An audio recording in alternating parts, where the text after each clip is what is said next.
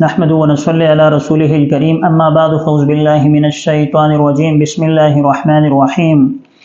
وأن يحيى ابن حاشم أن يونس ابن أبي إسحاق عن أبيه رضي الله تعالى عنه قال قال رسول الله صلى الله عليه وسلم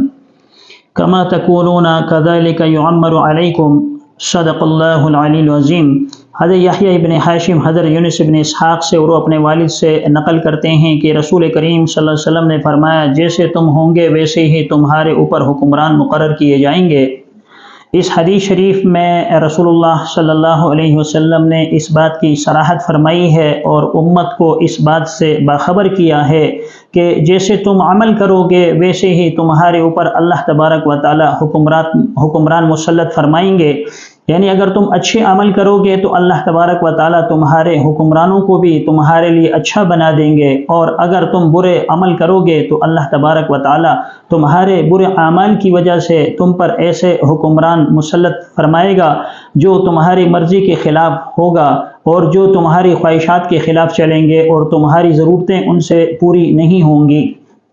جب انسان کوئی عمل کرتا ہے اگر وہ عمل اچھا ہے تو اس کے اوپر اچھے ثمرات مرتب ہوتے ہیں، اور اگر کوئی شخص ایسا عمل کرتا ہے جو برا ہو اور اللہ تبارک و تعالیٰ کی ناراضگی پر خدا نخواستہ مبنی ہو تو اللہ تبارک و تعالیٰ اس سے ناراض ہو جاتے ہیں۔ اسی طرح اللہ تبارک و تعالیٰ جتنے انسان ہے یعنی کسی ملک اور کسی قبیلے کے لوگ جو عمل کرتے ہیں ان کے مشترکہ جو اعمال ہوتے ہیں ان کو اللہ تبارک و تعالیٰ جانچتے ہیں اور اللہ تبارک و تعالیٰ انہیں پرکھتے ہیں۔ اب اگر کسی قوم میں اچھے لوگ زیادہ ہیں تو اللہ تبارک و تعالیٰ ان کے اوپر فیصلہ صادر فرماتے ہیں اور اچھے حکمران ان پر قائم کر دیتے ہیں، اور اگر کسی قوم کے اندر یا کسی ملک کے اندر برے لوگ زیادہ ہیں تو اللہ تبارک و تعالیٰ اس کے اوپر فیصلہ فرماتے ہیں اور ایسے حکمران ان پر قائم فرما دیتے ہیں، ایسے حکمران ان پر مسلط کر دیتے ہیں جو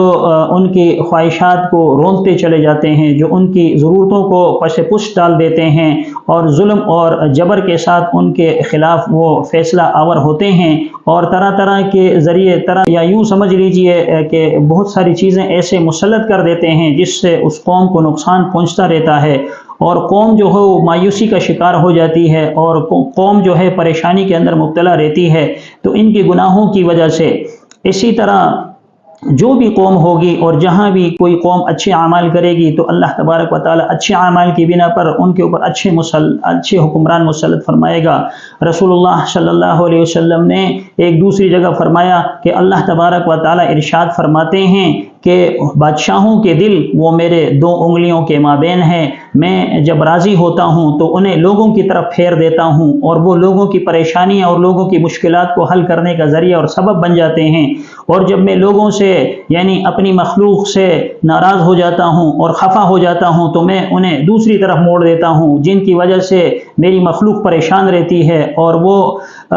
ہر طرح کی اذیت جھیلنے پر مجبور ہو جاتی ہے، اور طرح طرح کی پریشانیاں ان پر امڑ آتی ہیں اور طرح طرح کے مصائب انہیں گھیر لیتے ہیں۔ آج اگر آپ دیکھ لیں تو پاکستان کی حالت دیکھیں کس طرح لوگ پریشانیوں کے اندر مبتلا ہیں، کس طرح لوگ جو ہیں وہ جرائم کے اندر مبتلا ہیں، اور لوگوں کی زندگیاں یہاں اجیرن ہو چکی ہیں، لوگ پریشان ہیں، لوگ در بدر مارے پھر رہے ہیں، پریشانیاں اتنی ہو گئی ہیں کہ انسان جو ہے وہ اپنے کام کاج کے اندر بھی اس کا جی نہیں لگتا اور پریشانیوں کے اندر وہ اتنا گر گیا ہے کہ اس کی وجہ سے بعض اوقات انسان خودکشی کرنے پر بھی مجبور ہو جاتا ہے۔ اللہ تبارک و تعالیٰ سے دعا ہے کہ اللہ تبارک و تعالیٰ ہمارے اعمال کو درست فرمائے اور ہمیں اپنے احکام کے مطابق اور رسول اللہ صلی اللہ علیہ وسلم کے سنتوں کے مطابق چلائے، تاکہ یہ جو مصیبتیں آ رہی ہیں، جو تکلیفیں آ رہی ہیں، جو مصائب آ رہے ہیں، تاکہ ان سے ہمیں چھٹکارا مل سکے۔ اللہ تعالی ہمیں اور آپ کو اچھے اعمال کرنے کی توفیق عطا فرمائے۔